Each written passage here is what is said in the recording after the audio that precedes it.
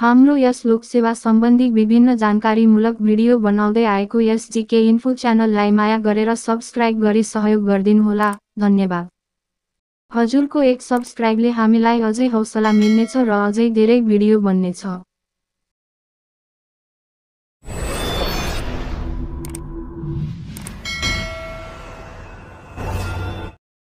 प्रश्न नम्बर 1 मा कुल गार्हस्थ उत्पादन प्रति व्यक्ति आय, राज्यको कुल उत्पादन एवं सम्पत्तिमा भएको बढोत्तरीलाई के भनिन्छ?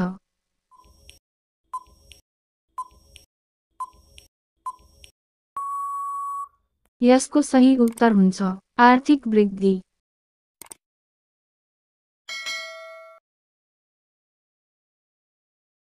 प्रश्न नम्बर 2 मा सन् 2000 को सेप्टेम्बरमा घोषित सहस्राब्दी विकास लक्ष्य अन्तर्गत कतिवटा लक्ष्य र उपलक्ष्य रहेका छन्?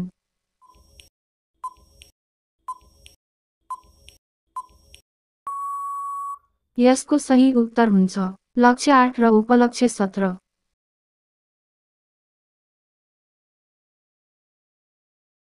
प्रश्न नम्बर 3 मा नेपालको अर्थतन्त्रको 3 खम्बा भन्नाले कुन कुन क्षेत्रलाई बुझिन्छ?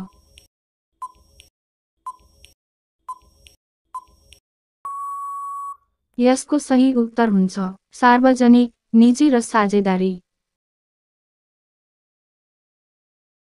प्रश्न नम्बर 4 मा सहस्राब्दी विकास लक्ष्यहरू कहिलेसम्म पूरा गर्नुपर्ने योजना रहेको थियो?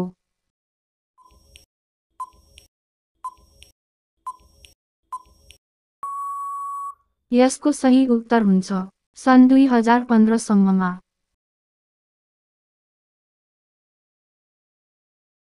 प्रश्न नम्बर 5 मा हाल नेपालको गरिबीको रेखामुनि रहेको जनसङ्ख्या घट्दै जानुको मुख्य कारण के रहेको छ?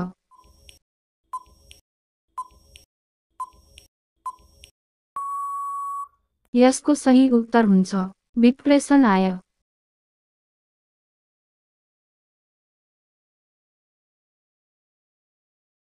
प्रश्न नम्बर 6 मा भूपरिवेष्टित अवस्थाका कारण नेपालले छिमेकी मुलुकहरूसँग कस्तो नीति अवलम्बन गरेको छ?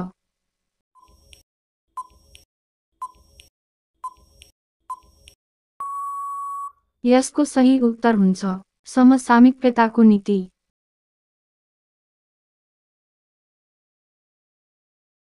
प्रश्न नम्बर 7 मा नेपालमा हाल कस्तो अर्थव्यवस्था अवलम्बन गरिएको छ?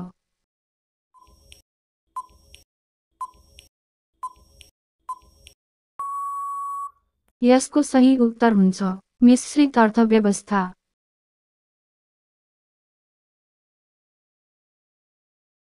प्रश्न नम्बर 8 मा अल्प विकसित मुलुकहरूमा प्राय कुन प्रकारको अर्थव्यवस्था अवलम्बन गरिएको हुन्छ?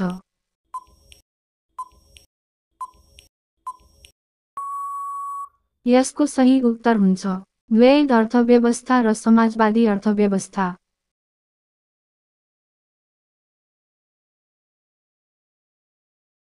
प्रश्न नम्बर 9 मा नेपालमा वैदेशिक सहयोगको संस्थागत सुरुवात कहिलेदेखि भएको हो?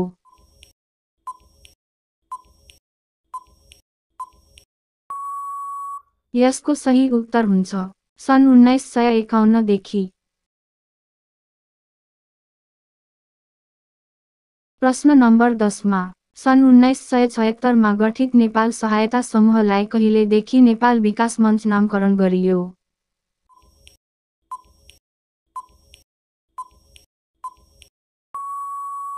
यसको सही उत्तर हुन्छ सन् 2000 देखि। हाम्रो भिडियो पुरा हेरेर साथ दिनुभएकोमा सम्पूर्णलाई धन्यवाद।